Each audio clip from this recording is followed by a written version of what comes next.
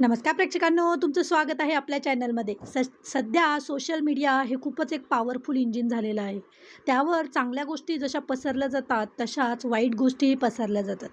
सध्याचा सगळ्यात ट्रेंडिंग विषय चालू आहे, तो म्हणजे बिग बॉस मराठीचा विजेता कोण होणार? आणि त्यासाठी सगळ्यांचेच पी-आर एकमेकांवर चिखलफेक करत आहे. पण ते करताना सगळे मॉरल, इथिक्स विसरलेत. कुणाच्याही नावाने पोस्ट करतायत. तसाच एक प्रकार विशाखा सुभेदार यांनी उघड केला.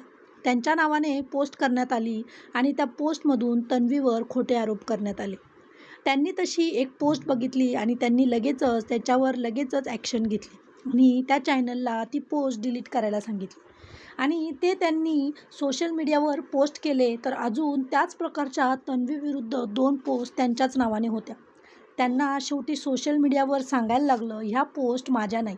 ह्या पोस्ट डिलीट करा, नाहीतर मी कंप्लेंट करायला लागेल.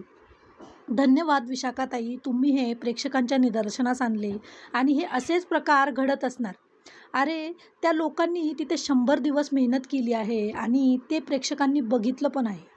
कोण कसं आहे ते तुम्ही उगाचच एखाद्याला निगेटिव्ह दाखवून त्याचा काय उपयोग होईल? यातनं एकच दिसून येते की एखाद्याला खाली पाडण्यासाठी लोक काही पण करू शकतात.